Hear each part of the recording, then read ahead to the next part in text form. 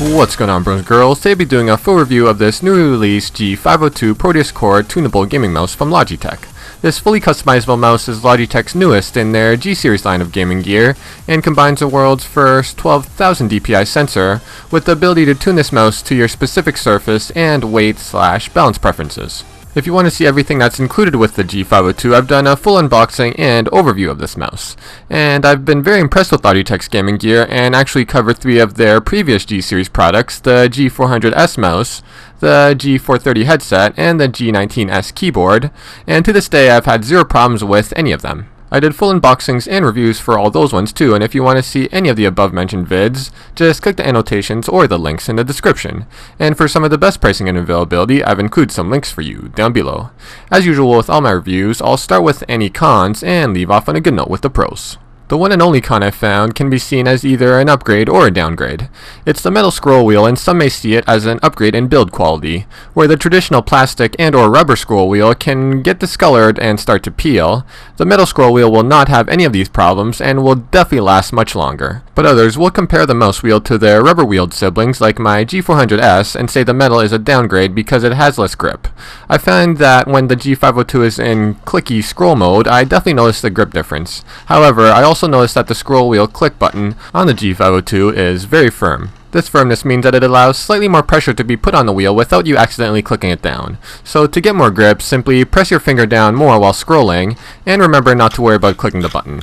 Also, if you really don't like the clicky scroll, you can always just switch to free spin mode, which spins so easily you'll have 0 grip issues even when applying minimal pressure. That was actually the only con I found with this near flawless mouse, so onto the pros. The first is what matters most in a gaming mouse, and it is how well it performs in games.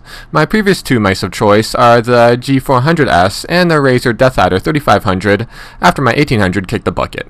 Both those 2 DeathAdders and the G400S have what I think are the best sensors with 0 acceleration, the ability to turn off angle snapping/prediction, and nice and small lift-off distances. They have served me well, and even trying out other mice, some of which cost much more, I've always gone back to these 2 models. This G502 is the only mouse I've found that can truly hold its own against my former favorites. It has 0 noticeable acceleration, angle snapping is off by default, and it has a lower liftoff distance than the G400S, and even lower than the original 1800 DeathAdder, which so many gamers love because of its low LOD. Where the G400S stopped tracking at 3 CDs, the DeathAdder stopped tracking at 2, the G502 also stopped tracking at 2, but at 1 CD it started to lose some of its tracking, so I would say its LOD is probs 1.5 CDs.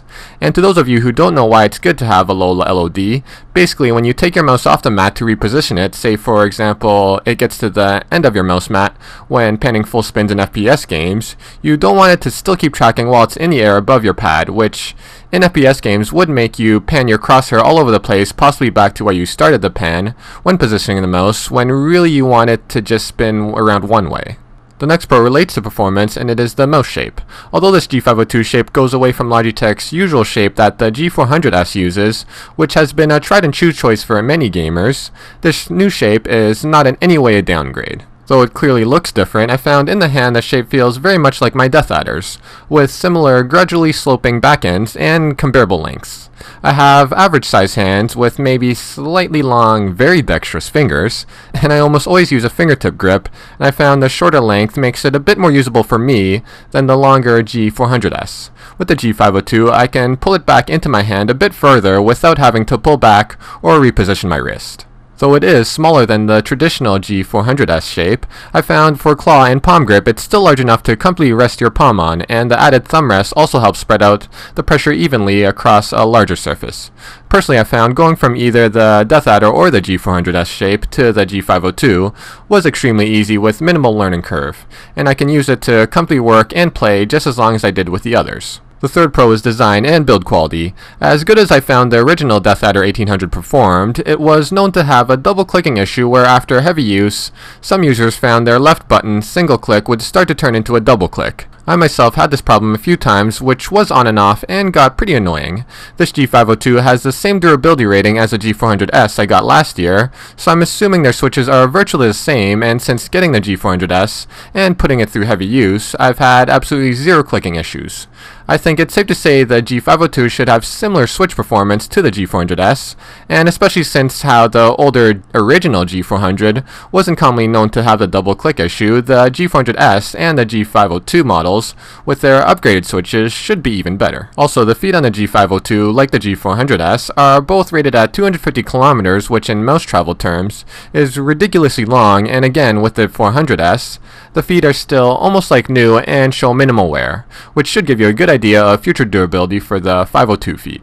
Lastly, the cord is extremely robust and probably the most heavy-duty cord I've ever felt on any mouse. Second last pro is its customizability. You can basically weight this mouse exactly how you like using the many included 3.6 gram pieces. Also, you can even play with the balance to make it either front heavy or back heavy by placing it in the many different spots. I'm a fan of a lightweight mouse because of my fingertip grip, but I do know there are a lot of gamers out there who go for a heavy mouse to give them more control, say for minute movements like sniping. Also, the sensor is customizable to work for whatever particular surface you own, be it soft, hard, plastic, cloth, mahogany, whatever your gaming surface is. This is done via a simple setup in the software where all you need to do is some figure eights with the mouse on your intended surface and you're all set to go. I personally found as long as you have a semi-decent mouse pad, the G502 does not need any surface tuning out of the box. Speaking of software, that is the last pro I want to mention.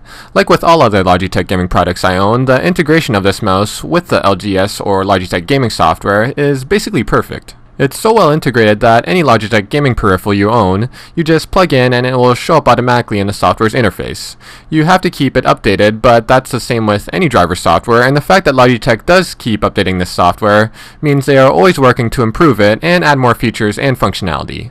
With the LGS, you don't have to switch applications for each different gaming piece you own, which I found you do have to do with other gaming brands. Logitech is one of the companies I find put just as much effort into making great software to complement their great hardware and not detract from it. So all in all, I am very impressed with this mouse. It has great performance and customizability, good ergonomics for long periods of use, Logitech's usual great build quality, and is supported very well with its software.